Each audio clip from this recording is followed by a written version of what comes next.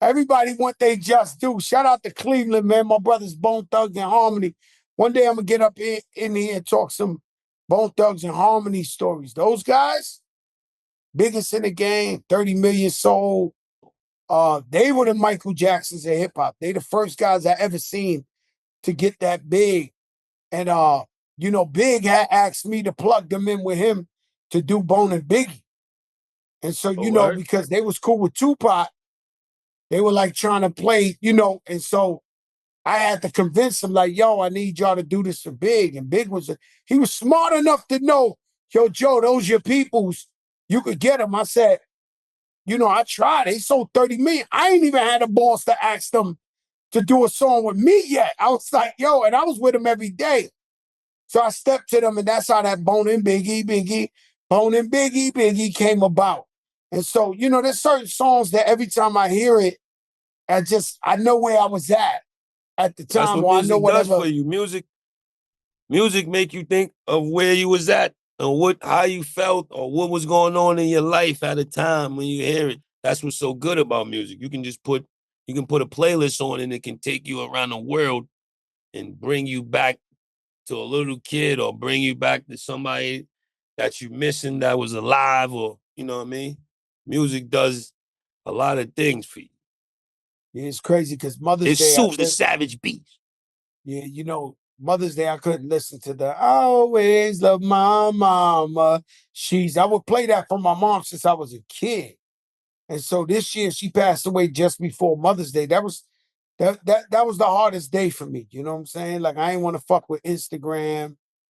I ain't really want to talk to nobody. You know what I'm saying? That touched a super duper nerve. LL Cool J, my favorite rapper of all time. Him and KRS-One. And so LL Cool J, man, I tell you an ill story, man. Video Music Box, Ralph McDaniels got it on tape. Shout out Ralph McDaniels. There would be no hip hop if it wasn't Ralph McDaniels. We rushed home. Did y'all used to run home to see Video Music Kidding Box? me? You 31, man. You had to turn your TV. This is before all of this futuristic shit. You had to You go had up to put your and hanger. click it. Yeah, the TV with the hanger and turn it to U31, man. Yo, Video after music school, box. he must have stopped a lot of violence because after school, everybody Everybody ran rush home, home. man. You stop at the store, get your little snacks, and then go catch Ralph. Yo, Ralph gave me the opportunity to host. So he saw this ahead of time. I met him in the streets. I'm trying to be a rapper, change my life. And then he was like, I used to go down to his office and walk 31 flights of stairs. Wow. The elevator never worked. And this fat Joe. Ooh, You know what I'm fat. saying? 3 fat. Oh, This is fat Joe. yo, this is really Golden Corral Joe Sizzler. At that time, it was Ooh, Sizzlers. remember Sizzlers? All you can eat Sizzlers. So I'm going up there, and then one day he said, "Yo, host the show," and I started hosting. That's how I got a bigger buzz out there. Um, but Ralph McDaniels, I threw a birthday party at the Fever, and I had just met Flojo was out. I had just met LL. So LL said, "Yo, come with me to this charity he had for kids." I went with him. He pulled up in my project. So you got to understand, LL Cool J was like Justin Bieber to us or Facts. Bow Wow. Like he was so big, he wasn't a regular hood rapper. Like we wouldn't see him in the streets like that, or I wouldn't. So when he comes pick me up, he's my idol. He comes in a convertible Benz and he puts his hand out the window. I'll never forget, he had a rollie on. And I walked up to the car, I said, "Nah, man." I said, "You gotta get out." Like because the windows was tinted. I said, "You can't come to my projects and not get out." Like, so he got out, my mom's was there, my son Joey was there, everybody took pictures with LL. So on the way back from the charity, I shot my shot. And I said, "Yo, L, I'm doing my birthday party this Saturday at the Fever." He was like, "Oh, the Fever's still open?" I said, "Yeah, it's the Fever Part 2, but I'm going to have everybody you name come." And let me tell you something. I had Puff was in there, Lady of Rage, Gangstar, Lord Tariq, Peter Guns, OC, the whole thing. Anybody that was popping at that time Was was in that motherfucker. Like it was like a DJ Khaled birthday now, right? Right. So we in there, KRS-One, the walls are sweaty. This is when KRS-One is king of the Bronx still, right?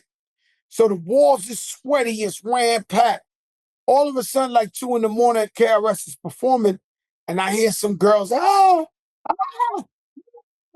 they start going crazy. It's a red baseball cap, and he walks right on stage as LL Cool J in the South Bronx. He grabs the mic from KRS-One, and he tells the DJ, yo, throw that flavor in your ear beat on. And he just start freestyling some shit. I never heard him say it on a record. And changed my life, man. That both my idols was on stage with me in the Bronx very early on. So shout out to LL Cool J, the living legend, Rock the Bells. He doing so much for the people out there with Rock the Bells. Iconic. Every He time I feeding see him, everybody. I give him But let me tell you something. Nothing but praises and flowers. Yo, Jada, you want to touch the top 5 one-hit wonders or something I came up with? Top 5 one-hit wonders? One-hit wonders. I don't know. No, I don't know. Yeah, I don't know. This is why I'm hot. This is why I'm hot. Like, wow. That was one. That's a big one. But that. I can't think of 5 one-hit wonders. All you could do. Who else you think? Who you thinking? Who you got? I told you. That was homeboy. This is why I'm hot. Mims, right? Mims. Yeah. What's these guys? Girl, you know it's true, but that ain't hip-hop. Milli Vanilli.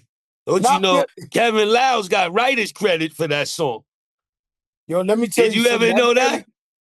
Yo, Kevin Liles is the writer for Milli Vanilli's that Milli song. Vanilli, shout out Kevin Liles. Milli Vanilli was actually dope. Yeah, to that one mishap when they pulled it, when the thing starts skipping. I think that's most rappers today. When I go to these young boy shows or I got shows with them, they not saying one word. They letting the shit play and they just ad-lib they shit. That goes back to craftsmanship, man. You gotta learn your music. You gotta learn how to rhyme over the TV track. You gotta learn your song. You gotta try to sound like the record. Vanilla Ice, Ice, Ice Baby. Vanilla Ice had more than one though, right? But Ice Ice Baby is the one. No, sir. Ice Ice Baby was his biggest song ever for a one-hit one. He might be the historian of one-hit wonders. Yo, he lived on Star Island off of one song. This guy was superior, caked up. Ice Ice Baby. When you get a white boy to get one to go,